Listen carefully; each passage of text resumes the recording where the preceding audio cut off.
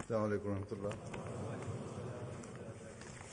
أشهد أن لا إله إلا الله وحده لا شريك له وأشهد أن محمدا عبده ورسوله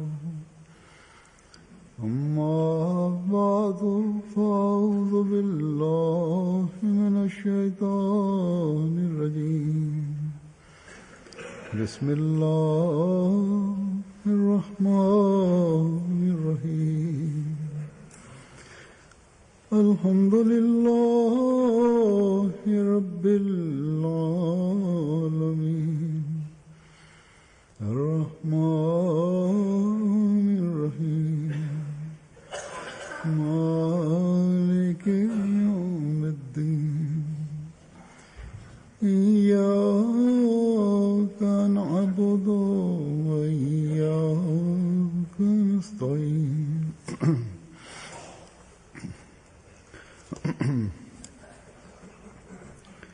اهدنا الصراط المستقيم صراط الذين أنعمت عليهم غير المغضوب عليهم ولا الضالين.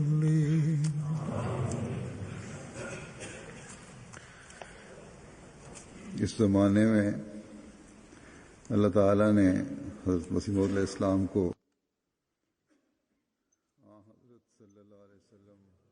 En esta época, Allah Ta'ala envió al Santo Mesías prometido bajo la obediencia al Santo Muhammad Sallallahu Alaihi Wasallam, le envió para la rectificación de la religión, para entender la verdadera enseñanza y mostrárnosla de nuevo bella, y todas aquellas innovaciones que fueran en contra del Islam y todas aquellos dichos, Él nos instó a que los descartáramos. Por lo tanto, en esta época el Santo Mesías prometido es el ejemplo de su enseñanza y el modelo del Santo Profeta Muhammad Sallallahu Alaihi Wasallam. Y por ello, el Santo Mesías prometido, el ejemplo del Santo Mesías prometido es un camino a seguir. Somos afortunados, es un faro de luz. Somos unos afortunados de que nuestros antepasados y otros compañeros del Santo Mesías prometido relataron tradiciones del Santo Mesías prometido al Islam. Entre los Ahmadis más antiguos sabrán, seguro existen algunos que de sus antepasados han heredado las tradiciones algunos de forma directa. Los antepasados han escuchado esas tradiciones del Santo Mesías prometido, que vieron al Santo Mesías prometido y con la compañía del Santo Mesías prometido se beneficiaron. En cualquier caso, la importancia de estas tradiciones, estos dichos, Hazrat Musleh Maud radhiyallahu anhu nos lo ha relatado, y en su estilo nos ha instado a que, aunque son pequeños ejemplos, extraemos muchos consejos sobre la enseñanza básica y fundamental del Islam, y voy a relatar algunas de estas tradiciones. Hazrat Musleh Maud radhiyallahu anhu, que Dios tenga con él, habían muchos compañeros del Santo Mesías prometido, y dijo también a los compañeros del Santo Mesías prometido o a sus familiares, les dijo que estas citas, estos dichos, estas tradiciones fueran recogidas, porque para las futuras generaciones iban a ser consejos y enseñanzas verdaderas para resolver problemas del futuro, algunos problemas o algunos inconvenientes en el futuro. El Khalifa Tulmasí II, Hazrat Musleh Maud, dice en un lugar que hay quiero llamar la atención sobre un tema, y es tan importante digamos la base es que se levantó un conflicto en la comunidad y cualquier pequeña cosa, hecho, relato que nos llegó del Santo Mesías Prometido para nosotros nos sirve, nos de ayuda para librarnos de futuros conflictos y de librarnos también de maldades, de malas actuaciones. Dice Hazrat Musleh Maud que cuantas veces llame la atención sobre la importancia de este hecho es poco, y el hecho es que la situación del Santo Mesías Prometido y sus palabras sean recolectadas por los sahabas, por los compañeros del Santo Mesías Prometido, porque todo aquel que recuerde alguna cosa, por pequeña que sea, del Santo Mesías Prometido, ocultarla, guardarla y no contarla, es una deshonestidad para el pueblo. No cabe duda que hay relatos que son pequeños, pero en esos pequeños relatos, desde el punto de vista de los resultados, son muy importantes. Fíjense, el Musleh Maud dice que cosa tan pequeña que se dice en el hadith del Santo Profeta Muhammad sallallahu alaihi wasallam. En una ocasión se le presentó calabacín y de ese plato extrajo el calabacín y empezó a comerlo hasta el punto de que la sopa o la salsa que quedaba no quedó ni un solo trozo de calabacín, y dijo que el calabacín es una cosa excelente, este vegetal es excelente, parece algo insignificante. Es posible, dice Azur, que muchos ahmadis al escuchar esto digan porque era necesario mencionar al calabacín, porque hay gente muy instruida, que dice ser muy instruida, y no se fijan en estos detalles o consideran que es algo sencillo. Pero de este pequeño relato, ¿qué beneficio ha obtenido el Islam? Porque hoy en nuestro día no podríamos pensar los problemas que hay entre los musulmanes, pero hubo una época en el Islam cuando en la India, debido a la influencia de la cultura india, influyó a los musulmanes, y debido a esta influencia estuvieron sumidos en el pensamiento que las personas sagradas y santas son aquellas que comen inmundicia y no comen comida excelsa, porque esta era la tradición de los fakires, los yogis, etc. Y cuando ven comer a alguien comida sana, dicen que cómo es posible que esta persona puede ser santa, es decir, no pueden pensar que alguien pueda ser santo y que también coma comida excelente. Cuenta un relato, Hazrat Musleh Maud dice que en una ocasión, en la época del primer califa, después de dar la recitación del Corán, volvía a su casa el primer califa, y cuando llegó, cuando Qadian era un sitio donde estaban concentrados los departamentos, distintos departamentos de organizaciones, Hazrat Khalifa Tulmasí Awwal, el primer califa, había un diputado que se encontró con él, que estaba ya retirado, era hindú, y escuchó de alguien que el Santo Mesías Prometido comía arroz y que utilizaba aceite de almendras. Cuando estaba cocinado, él comía arroz y aceite de almendras. Estaba sentado fuera de su casa el hindú y al ver a Khalifatul Masih I le dijo que Maulvi Saheb quiere preguntarle algo. Y Maulvi Saheb le dijo, dígame. Le dijo, ¿es posible que se pueda comer aceite de almendras y arroz con pollo? ¿Está permitido? Y dijo a Khalifatul Masih I, se puede comer, por supuesto, nuestra religión lo permite. Pero le dijo al hindú que esto es posible para un fakir, para una persona que supuestamente está intentando encontrar a Dios. ¿Es posible que ellos coman? Las personas que buscan a Dios, que son santas, también los que se denominan sagrados, ¿estas comidas les son permitidas?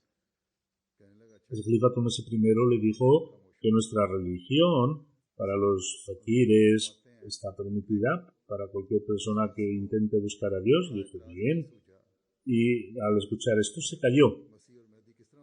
El Muslim Maud, el segundo califa, dijo que esta persona, la objeción mayor que veía es que Mirza Sahib, ¿cómo podía ser el Mesías y el Mahdi si comía arroz con pollo y utilizaba aceite de almendras? Sí, los compañeros del santo Mesías prometido tuvieran también este conocimiento como el que tienen los Ahmadis y no mencionara al Calabacín en los hadices, que tema tan importante se nos hubiera ido de las manos, porque en los hadices se habla que el santo profeta Muhammad sallallahu alaihi wasallam en el día de viernes, en una ocasión, se puso una chilaba bonita y fue a la mezquita. Si alguien ha nacido que diga que no hay que ponerse buena ropa porque eso es una digamos, nota de las personas que son santas, podemos decir a través de hadith que el santo profeta Muhammad sallallahu alaihi wasallam el día del viernes con mucha limpieza solía y se ponía un traje bonito y cuidaba tanto la limpieza, que era tan estricto en la limpieza, que a veces algunos sufis como Shah Waliullah Sahib Muhammad Delhi, siguiendo su ejemplo, hacían que cada día se ponían un nuevo par de vestidos, si estuviera lavado o fuera nuevo. En el carácter de Khalifatul Masih I, la característica o en su carácter era muy, muy sencillo y no se preocupaba de ciertos detalles, también debido al exceso de trabajo que tenía. A veces durante el día del viernes se olvidaba cambiar la ropa o bañarse, y en esas ropas que él tenía de la semana iba a rezar la oración del viernes. Esta era su sencillez, no era él no pensaba que tenía que llevar una ropa sencilla por buscar la santidad, sino debido al exceso de trabajo a veces no tenía tiempo de cambiarse la ropa. El Muslim Maud dice que cuando yo empecé a leer el libro de Bukhari con él, en una ocasión cuando iba a leer el libro del Hadith, el santo Mesías prometido me vio y me dijo, ¿dónde vas? Le dije, voy a leer el libro de Bukhari con Maulvi Saheb. Le dijo, pregúntale a Maulvi Saheb también de mi parte una pregunta. Tienes que preguntarle, ¿acaso en el Bukhari se dice que el día del viernes el santo profeta Muhammad sallallahu alaihi wasallam se bañaba y se ponía nueva ropa limpia? Y ahora en nuestra época, debido al sufismo, se extrae que el ser humano permanezca sucio. Es decir, si el musulmán dice que si intentamos buscar el equilibrio en esta frase, sería que cuanto más sucio, más amigo de Dios. Sí, no, dice que cuanto más una persona menos aseada sea, más alejada está de Dios. Por lo tanto, en nuestras leyes, nuestras sharías, se nos ha instado a que nos bañemos, lavemos y que nos perfumemos y que no vayamos a las reuniones tras haber comido cosas malolientes cuando vayamos a la mezquita. En resumen, el santo profeta Muhammad sallallahu alaihi wasallam, si analizamos su vida, la humanidad se está beneficiando y seguirá beneficiándose en el futuro. De las condiciones del santo Mesías prometido, la humanidad se beneficiará y entonces debemos recolectar sus anécdotas. Un joven dice que en una ocasión un joven me comentó que en una ocasión cuando soy un compañero del santo Mesías prometido, pero solo no recuerdo más que en una ocasión cuando era muy pequeño cogí la mano del santo Mesías prometido y le saludé. Al cabo de un rato mantuve su mano agarrada a la mía. Al cabo de un tiempo el santo Mesías prometido soltó mi mano de la suya y empezó a hacer otro tipo de trabajo. Parece que esto es algo básico, pero en este pequeño relato salen resultados muy importantes. Por ejemplo, si tomamos esta anécdota, con ello se prueba que es necesario traer a los niños en las reuniones de las personas sagradas. En la época del Santo Mesías prometido, la gente traía a las reuniones a sus hijos jóvenes, a niños. Es posible que en algún día nazca gente que digan que no es necesario cuál es el beneficio de traer a los niños en las reuniones de la gente sagrada. Solamente deben unirse los mayores. Porque cuando aparece la filosofía, nacen este tipo de conjeturas y se empieza a decir que los niños, ¿cuál es el papel de los niños en estas reuniones? Cuando tengan ustedes este tipo de ideas, esta tradición rechazará esta idea y luego también estará unido a que en los hadices se dice que en la época del santo profeta Muhammad sallallahu alaihi wasallam los compañeros traían a sus hijos también en las reuniones. También de esta tradición extraemos que cuando haya un trabajo, entonces hay que soltar la mano y continuar el trabajo. Aquí se relata que cuando el niño mantenía la mano del santo Mesías prometido agarrada, él, a partir de un momento, separó su mano. Esto parece algo normal, pero a futuros se podría pensar que el sagrado, el santo es aquel que si alguien le sujeta la mano, no debe soltarle la mano, sino que debe estar esperando a que el otro le suelte la mano y permanezca en silencio. En esta época, cuando supuesto puede ayudar a rechazar esta idea en el futuro, y podrá decirse que esto es una cosa, es algo banal. El santo Mesías prometido digamos, dejó la mano de los niños y del niño y tenía que hacer otro trabajo, pues con cariño. Hay que separarle la mano para continuar con su trabajo ahí. Problemas que pueden salir de estas tradiciones hoy no las tenemos en consideración. Esta era la época cuando vivían los Ahmadis compañeros, pero cuando venga la jurisprudencia, cuando se hable sobre el sufismo y las citas y las referencias se escriban, será necesario mencionar estos relatos, y cuando filósofos lean estas citas se pondrán muy contentos y dirán que oh Dios mío, envía tus recompensa a este narrador, porque este problema complicado, lioso, con esta tradición ha quedado resuelta. Y los que se dedican a la jurisprudencia enviarán oraciones hacia este narrador. Esta es la situación que leemos en los hadices, que el santo profeta Muhammad sallallahu alaihi wasallam en una ocasión estaba haciendo el sajda y Hazrat Hasan, que era un niño pequeño en aquella época, se sentó en su cuello y el santo profeta Muhammad sallallahu alaihi wasallam no levantó la cabeza hasta que el niño no se separó de él. Si alguien hoy hace algún tipo de movimiento del mismo tipo, le digan que es algo fuera de la religión porque nos está acordando de la religión, está preocupado por el niño. Sin embargo, esa persona cuando lea este relato tendrá que aceptar que está equivocado y tendrá que callarse, porque es el ejemplo del Santo Profeta Muhammad sallallahu alaihi wasallam. También puede venir gente que a lo mejor, a pesar del ejemplo del Santo Profeta, no se callen. Y hay un cuento de un patán, dice que leyó en un libro, en el Kaduri, es un libro que cuando uno está haciendo una oración y hace un pequeño movimiento de moverse de un lado para otro, pues la oración se rompe, se interrumpe. Y leyó el hadith que hablaba de este tema. Y vino un hadith que el Santo Profeta Muhammad sallallahu alaihi wasallam, en una ocasión cuando estaba haciendo la oración, levantó a un niño. Cuando iba al rakú y al sajda, a la posternación, dejaba al niño, y cuando se levantaba volvía a coger al niño en sus brazos.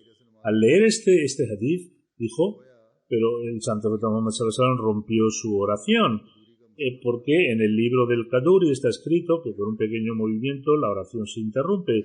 Es decir, el que hace la ley sí, era seguidor del libro de Kaduri, pero no del Santo Profeta Muhammad sallallahu alaihi wasallam. Pueden venir este tipo de personas que, a pesar de tener una explicación clara, no la acepten, pero serán pocos. Por lo tanto, no hay que preocuparse, dice el Muslim Maud, que lo que conozcáis del Santo Profeta, aunque sea pequeño, o por muy pequeño que sea el relato, hay que recogerlo. O baste, por ejemplo, con decir que yo vi al Santo Mesías prometido andando y se sentó sobre la hierba. Saldrán luego conclusiones de este acto. Recuerdo, dice el Muslim Maud, que el Santo Mesías prometido en una ocasión estaba con varios amigos paseando por el jardín y dijo, venid, vamos a comer un poco de fruto. Son como las moras. Se puso una sábana, movió el árbol y se sentaron en un sitio y empezaron a comer este fruto parecido a la mora. Vendrá gente que luego dirán que la bondad es que no hay que comer cosas que no sean puras, y podemos decir que no es verdad, porque si el Santo Mesías prometido, si cogió este fruto, o cuando vengan luego grandes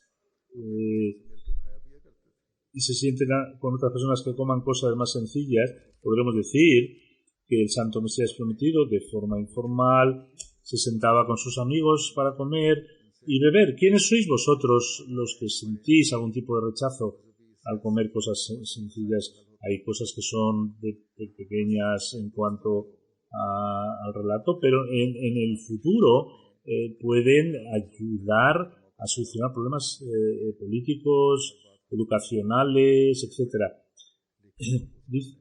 Por eso aquellas personas que tuvieron la oportunidad de sentarse con el Santo Mesías prometido o de ver su cara, aunque sea un relato pequeño, es necesario que se recoja en un papel. Por ejemplo, si hay una persona que sobre la forma en que vestía el Santo Mesías prometido, es necesario que se nos diga cómo fue, y luego los compañeros empezaron a escribir relatos sobre él, y hay muchos registros que han sido ya recolectados, ya lo he dicho en otras ocasiones. Desde el principio antes se escribían a mano, ahora se están componiendo para que salgan en forma de libro. Hay a veces algunas citas que, si no es por cantidad, a veces con otras citas no concuerdan, o hay algunas tradiciones que tienen más peso, más que de algunas de otros dichos, pero salen pequeñas cosas delante cuando se componen. Los ulemas, nuestros eruditos, me envían una recomendación de que esto no es necesario, porque esto puede, si se publica, puede generar este tipo de resultado. Y me doy cuenta, dice Hazur, que es un cuidado excesivo el que se está teniendo en cuenta. Es necesario que aparezca el relato tal cual fue recogido. Esto se está recogiendo delante de la comunidad y algún día serán presentados. El Muslim Maud dice que en estas tradiciones la gente se beneficiará en el futuro. Por ejemplo, si nace gente que diga, un detalle pequeño, dice Dur, que no hay que cubrirse la cabeza, se pueda corregir. No hay duda que en el hadith se encuentran hadices a este respecto. Dice Azur que cuando rezamos, hay veces que rezamos con la cabeza descubierta, y de estas tradiciones se nos llama la atención porque hay relatos donde se habla de cómo entrar en la mezquita, cómo hay que sentarse en las reuniones, cómo hay que sentarse en la mezquita, cómo hay que vestir en la mezquita. Dice el musulmán que no cabe duda que el santo profeta Muhammad sallallahu alaihi wasallam dejó sus hadices y él es el profeta que instauró la ley. Pero tampoco hay ninguna duda que las cosas que ha hecho el santo Mesías prometido testifican lo que hizo el santo profeta Muhammad sallallahu alaihi wasallam. Hoy, por ejemplo, se dice que lo que el imam Abu Hanifa practicó es más correcto. En el futuro, cuando en los dichos del santo profeta Muhammad sallallahu alaihi wasallam, los hadices que el santo Mesías prometido los ha corroborado, los consideran correctos, y los hadices que el santo Mesías prometido los ha rechazado por ser hechos por sí mismos o son débiles, esos hadices serán rechazados. Por lo tanto, las cosas que hizo el santo Mesías prometido son tan necesarias como los hadices, porque nos dicen si un hadith es verdadero o falso, y será una medida para aceptarlo o rechazarlo. En estas tradiciones se pueden publicar a veces cosas que en aquella época era un momento que se consideraba que en aquella época no era aceptable publicarlas, pero se deberían preservar, o hay ciertas tradiciones que hoy no se publiquen, pero deben preservarse. Estas tradiciones que estamos recogiendo, y cuando sea el momento adecuado se publicarán. Por ejemplo, el santo Mesías prometido tuvo una revelación que el imperio británico permanecerá durante 8 días, después se debilitará y declinará. Revelación debía conservarse. Hay alguna gente que dice que esto debe publicarse desde la muerte de la reina Victoria, o pueden buscarse otros aspectos donde, como vemos que el imperio británico ha ido disminuyendo poco a poco, no ha sido repentino, sino tarda un tiempo. Entonces han empezado a mostrarse los primeros síntomas. Sea lo que fuere, era una revelación que se pueden extraer de estos comentarios distintos, explicaciones distintas.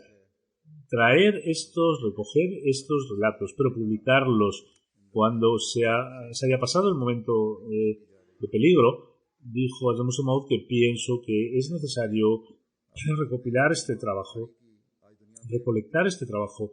He dicho que estamos trabajando nosotros ahora en esta época, en esta recolección. A este respecto, dice Hazrat Musa Maud que el imam Bukhari es una persona muy, respetada, y la dignidad ha venido porque ha recolectado las tradiciones de Santo Profeta Muhammad sallallahu alaihi wasallam. Por eso, si las familias de los sahabas mantienen las tradiciones del Santo Mesías prometido, deberán compartirlas. Si la cadena de transmisión es correcta, es posible que algunas tradiciones no se hayan registrado, y entre las familias de los compañeros del Santo Mesías prometido, ellos pueden enviar estos comentarios, estas tradiciones, este comportamiento del Santo Mesías prometido, porque también se comenta que el que relata en alguna ocasión en el futuro la gente les enviará bendiciones. Dice Hazrat Musleh Maud que he visto que de forma natural en estas ocasiones sale oraciones de uno hacia estas personas. Dice, yo mismo, ayer, hablando de Hazrat Musleh Maud, estaba intentando buscar del índice del Corán un versículo y se me ocurrió, y pensé que voy a tardar en encontrarla, pero debido a este orden, este índice, encontré el versículo en un minuto, muy rápido, y de forma inconsciente, en 2 o 3 minutos,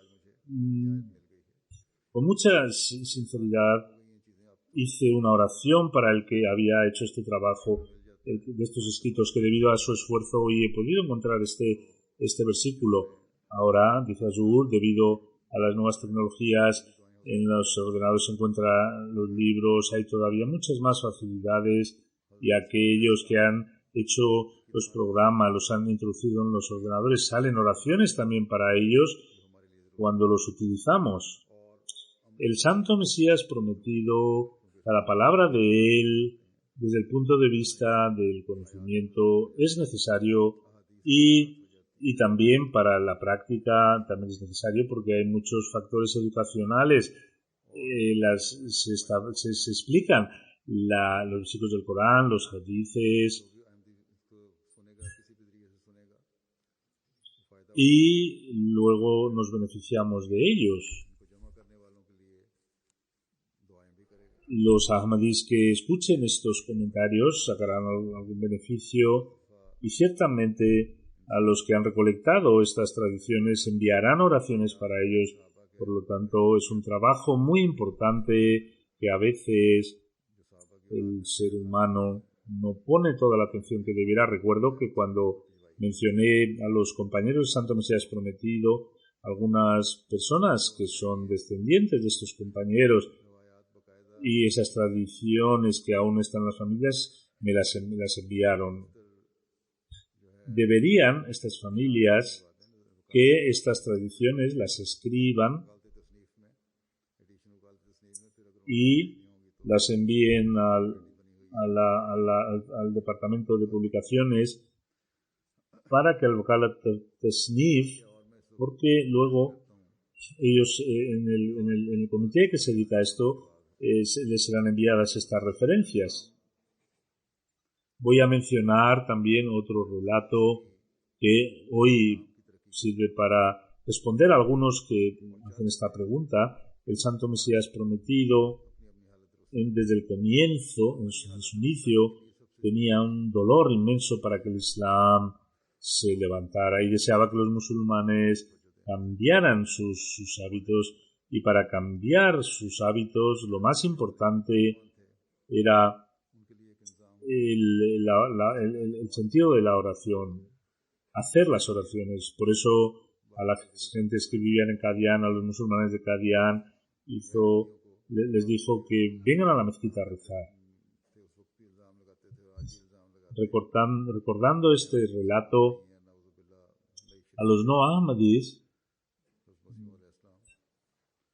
o lo que decían entonces, o lo que dicen hoy, que los ahmadis no son musulmanes, Dios nos perdone, y ya han traído una nueva ley, el Santo Mesías prometido, la respuesta que da el Musleh Maud es que Mirza Sahib, es decir, el Mesías prometido, antes de que comenzara el movimiento Ahmadiyya, al ver la situación de los musulmanes, que no se preocupaban de las oraciones, enviaba gente para que fueran a sus casas y le llamaran a la mezquita. Los que critican a los musulmanes hoy, desde siempre, es que los musulmanes no se preocupan por la oración en general. El Mesías prometido enviaba gente a las casas para que los musulmanes fueran a rezar en la mezquita y presentaban la excusa, porque como eran campesinos, presentaban la excusa, al ser personas pobres, que rezar es tema de los ricos. Nosotros o trabajamos o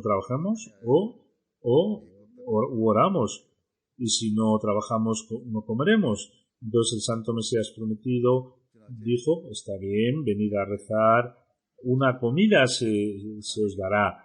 cuando vengáis a la mezquita.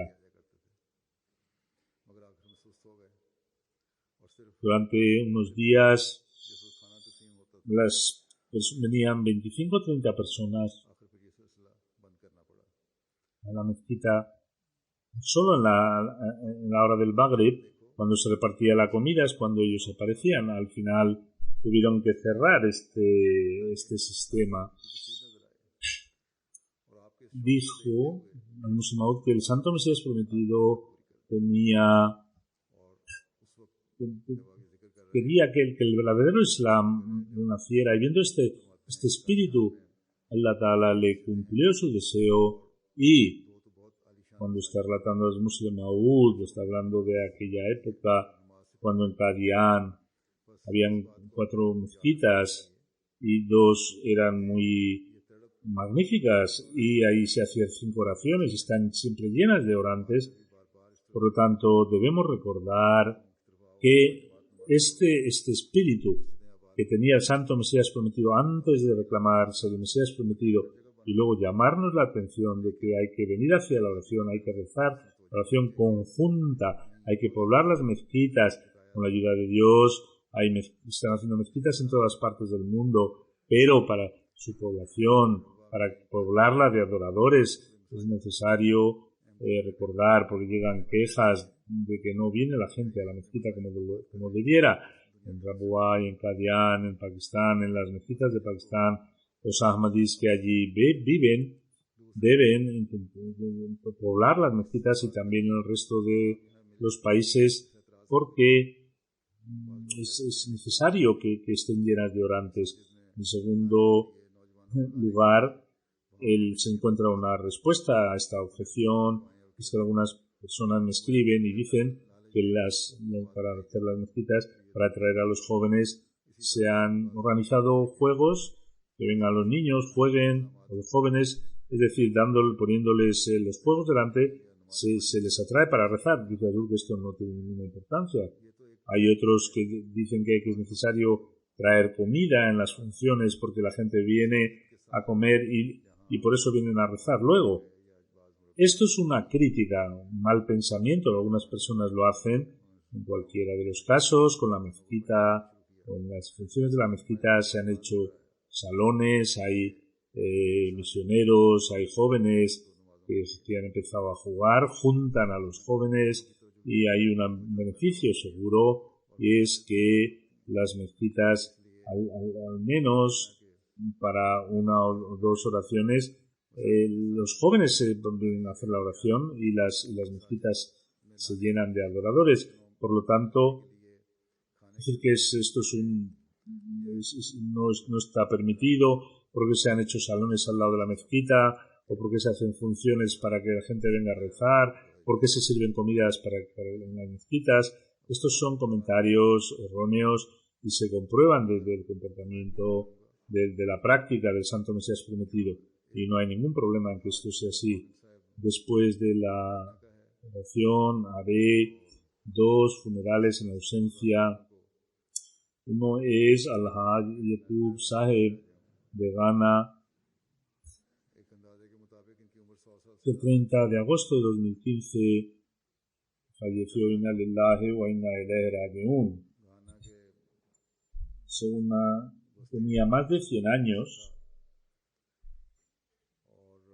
Su relación con Ghana estaba relacionado con una región, y su abuelo era cristiano, pero se casó una segunda vez.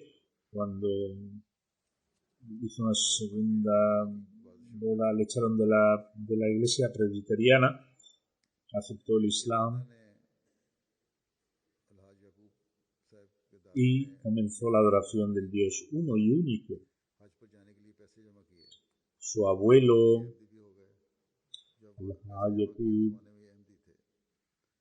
su nombre era Ibrahim, juntó dinero para ir al Hajj, luego se hizo Ahmadi.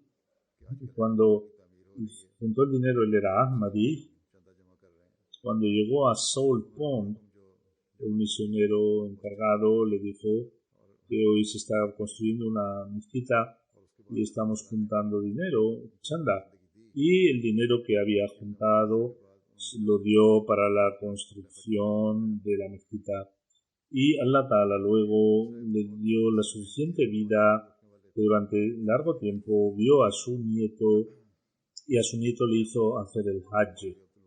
Al-Hajj Yaqub Saheb era una persona que tenía muchos espíritus de sacrificio. Cuando Abdul Wahab, cuando el tercer califa le eligió como amir para potenciar la predicación, al-Hajj Yaqub Saheb en aquel momento era un predicador que presentó su coche y ponía la comunidad ahmadía de predicadores en el coche, y con este coche hicieron programas de tabligh muy numerosos. También una de sus características es que cuando se generaba una comunidad de nuevos conversos, con su financiación construyó una mezquita y cuidaba mucho a los consagrados, a los misioneros. Hay dos misioneros, dos hijos que son Ibrahim bin Yaqub, también son consagrados, que trabaja en Trinidad, es el amir de Trinidad, y el otro es el misionero local Nuruddin Baban Saheb, que trabaja en la parte del sur. Fue a Rabwa también, era Musi, y con la ayuda de Dios todas sus cuentas estaban claras. Cuando yo estaba en Ghana, yo vi que era una persona con mucho entusiasmo para predicar y tenía siempre un carácter muy agradable, y era muy sencillo. Que Allah Ta'ala eleve su rango, y que a su familia y a sus generaciones le dé la oportunidad de continuar con sus buenas acciones. El segundo funeral es de un antiguo sirviente de la comunidad, Mukarram Maulana Fazlullah Bashir Saheb, que no se pudo rezar su funeral debido a algún problema burocrático. Falleció el 3 de agosto a los 97 años. Nació en 1918 Chima era su padre, y en 1940 luego fue a Qadian. En 1940 consagró su vida en este año, y en su retiro fue en el año 1978, pero hasta 1993 estuvo reempleado en distintos temas de la comunidad como responsable, pero después de ello, hasta el final, de forma voluntaria, hizo muchos trabajos de la comunidad, sobre todo las pruebas de edición, las pruebas para las publicaciones. Su padre, Karam Ilahi, en el 1998 hizo el Bai'at con el Santo Mesías Prometido, y al cabo de un año su abuelo, Chaudhry Jalaluddin, también hizo el pacto de iniciación en manos del Santo Mesías Prometido. Su padre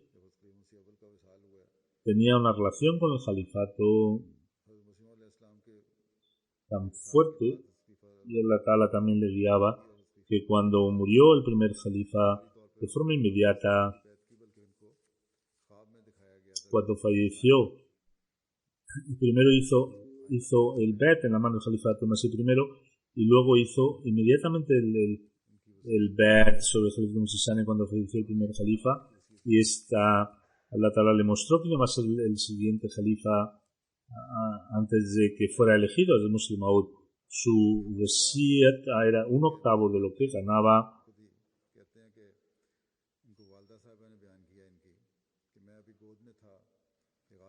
contando cómo se consagró. Maulvi Sahab dice que su madre relata que estaba en mis brazos y fue en un jalsa de Qadian, y era en 1920, que Hazrat Mirza Wazir Abadi dio un discurso a las mujeres y dijo que nosotros nos estamos haciendo viejos.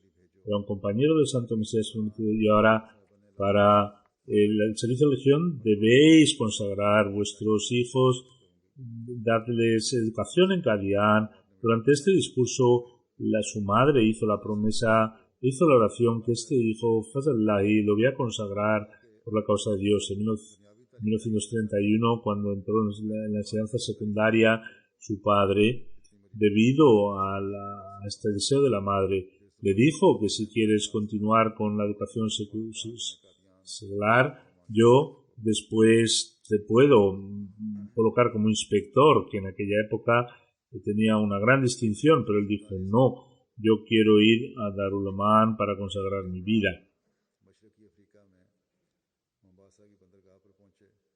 En el 3 de febrero de 1947, con otros misioneros, se fue a Mombasa, África, a predicar, y entre estos misioneros Mirza Ullah Sahab, Maulvi Jalaluddin Qamar, Sayyid Waliullah Saheb, Hakim Muhammad Ibrahim Sahib y Maulvi Inayatullah Saheb estaban también entre ellos. Y en la parte oriental estaba Sheikh Mubarak. Durante un tiempo estuvo trabajando en Kenia, Surinam, Guyana, Irán, trabajó como misionero, después trabajó en las oficinas en Tahrik-e-Jadid. El tercero, cuando hizo el departamento del Wasiyat, este Maulvi Sahab era miembro y hablaba árabe, inglés y francés. Escribió 11 libros, tuvo dos bodas, la primera con Muhammad bin Sahir, con la hija, que era cristiano, y el segundo fue en Mauricio. Dice sobre la aceptación de la oración, hablando un relato de la infancia que tendría 10-12 años, su madre se puso muy enferma y no tenía posibilidades de salvarse. Con la esperanza pensando que mi madre iba a morir, me quedé muy deprimido y dije, oh Dios, te vas a llevar a mi madre siendo yo tan joven. No pasaron unos minutos cuando mi padre vino hacia mí y me dijo, Fazlahi, tu madre ya está bien, se ha curado. También trabajó en Kababir. Sharif Ode Saheb, hablando de él, dice que desde el 66 al 68 y del 67 al 81 trabajaba con mucho ímpetu. Iba a las casas particulares, iba a dar lecciones del Santo Corán. En el colegio Ahmadiyya de Kababir lo mejoró y luego hacía muchas reuniones de tabligh con mucha frecuencia, yendo a distintos lugares, repartía folletos de la comunidad. Yo era pequeño y cuando iba para el tabligh con él aprendí mucho. Era muy trabajador y era un ejemplo en trabajos de la religión.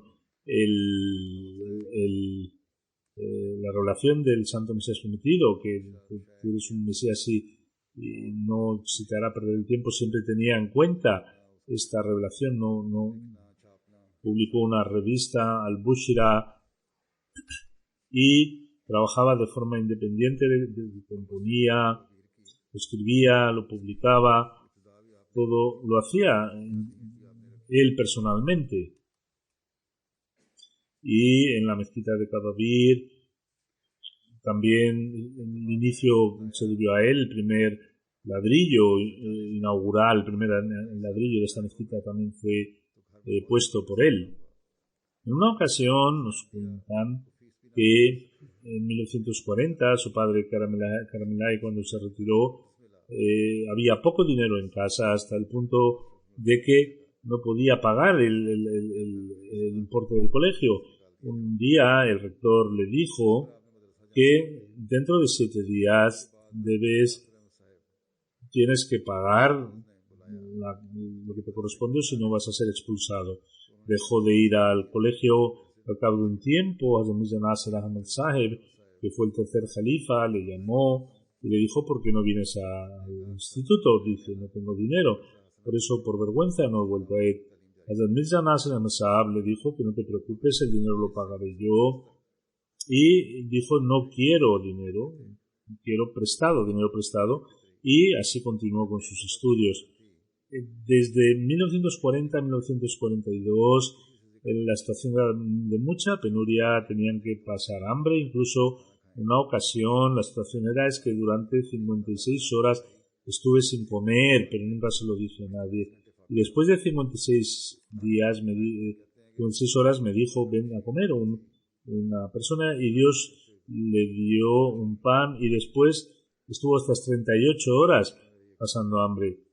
Este hambre que pasé, dice, era un entrenamiento por parte de Allah Ta'ala porque en las dificultades del Tabligh siempre me ayudó. Mencionando las dificultades de la predicación, decía que con los africanos, cuando salía para predicar, tenían que pasar hambre muchas veces. A veces encontraban comida, según lo que había, lo comían. A veces nunca pensaron que estamos trabajando mucho por la religión. Esto para los nuevos consagrados es importante porque las circunstancias son mucho mejores y todavía no se ha dado la situación de que uno tenga que pasar hambre. Toda su vida lo pasó intentando ganar el contento de Allah. Se consagró después del bachillerato y cumplió su obligación hasta el último día, y dando predilección siempre a la religión frente a los asuntos del mundo. Su nieta dice que ella solía contar poco de su vida difícil, pero nos contó en una ocasión que cuando iba a predicar se hacía 2 panes, uno se lo comía por la mañana y el otro se lo llevaba consigo. En el camino donde encontraba té o agua lo comía el resto del pan, y lo testifican la gente que allí le vieron en África, que hacía 2 panes y salía a predicar, salía de viaje. El misionero de Surinam escribe que desde 1970 hasta el 72 fue misionero de Guayana, y respecto a Surinam fue a distintos lugares, y el 15 de abril de 1971 inauguró la primera mezquita Ahmadía. En situaciones muy dificultosas vivió con paciencia, aguantaba los insultos de los no ahmadís. Había un grupo de Khwaja Ismail que le generó muchas dificultades, y siempre se intentaba que el terreno no se apuntara a la comunidad, pero se enfrentó a estas situaciones y con toda la firmeza estuvo luchando, defendiendo la veracidad del mensaje, y solía contar siempre al centro la situación. Y luego en 1978 escribió a Hadur Khalifatul Masih Salas que en Surinam ha venido, ya hemos conseguido una misión, pero en Guayana no tenemos misión, y durante 12 años lleva un misionero allí, con lo cual tengo un gran dolor en mi corazón para que se haga una mezquita. Cuando vivió en Mauricio, el misionero encargado nos cuenta que se le envió en una situación muy especial cuando fue allí en 1954, cuando Mukarram Ubaidullah Sahib no le aceptaron, y la comunidad se dividió en 2 partes. Una parte iba a salir de la obediencia de la organización hicieron su asociación. Al Khalifa Masih II, cuando estaba en Palestina, le dijo que fuera de forma urgente a Mauricio. Al llegar a Mauricio, la emigración le puso pegas, pero como tenía nacionalidad británica, por ello el gobierno no tuvo más remedio que darle la autorización para entrar, y con mucha sabiduría analizó la situación y luego con mano a los oponentes, o los que eran los hipócritas o los apóstatas que habían cogido la mezquita, con sabiduría fue a la mezquita y empezó a rezar, y poco a poco la comunidad de nuevo volvió a unirse, volvió a reunir a la comunidad bajo un mismo liderazgo. Y durante este periodo fue cuando se casó una segunda vez y luego publicó libros en francés, como ya he comentado. Y con la ayuda de Allah Ta'ala, la comunidad les libró de ese conflicto y volvió a juntar a la comunidad bajo una mano.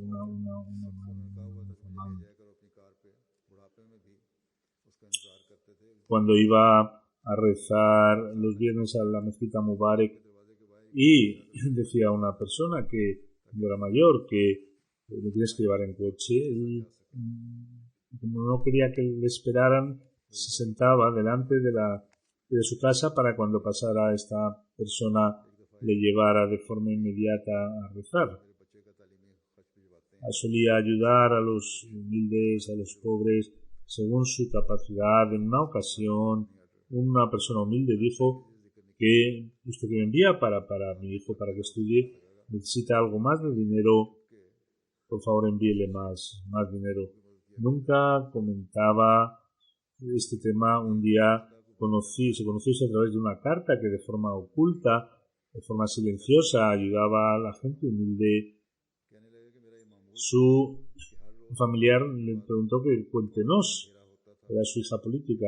Dijo que te voy a contar un relato. Yo tenía la costumbre de que después de la oración del Fajr, cuando había un poco de luz, ya salía para predicar y volvía por la noche. Un día cuando volvía a casa, vi que mucha gente está a mi alrededor de mi casa. Me quedé preocupado porque me están esperando.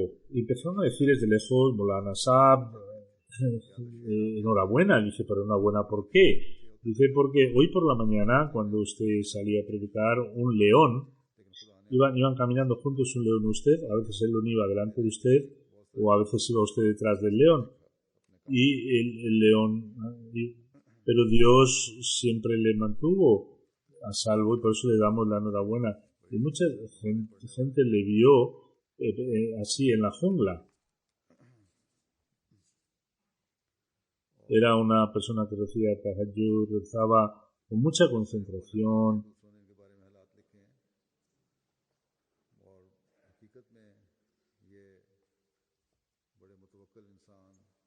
Muchos misioneros le han conocido y han escrito sobre él. En verdad, él era una persona que tenía una confianza. Dios era mucho esfuerzo, muy paciente, tenía un dolor profundo por la religión, daba predilección a los asuntos de la religión frente a los asuntos del mundo. Y los relatos que estamos contando, no hay una exageración, tiene una relación muy directa con el califato. Que Dios eleve su estatus y permita a su familia también permanecer en la piedad. Alhamdulillah, nahmaduhu wa nasta'inuhu wa nastaghfiruhu wa nu'minu bihi wa natawakkalu alayhi wa na'udhu billahi min shururi anfusina ومن سيئات أعمالنا من يهده الله فلا مضل له ومن يضلل فلا هادي له ونشهد أن لا إله إلا الله ونشهد أن محمدا عبده ورسوله عباد الله رحمكم الله إن الله يأمر بالعدل والإحسان وإيتاء ذي القربى وينهى عن الفحشاء والمنكر والبغي يعظكم لعلكم تذكرون اذكروا الله يذكركم وادعوه يستجب لكم ولذكر الله أكبر.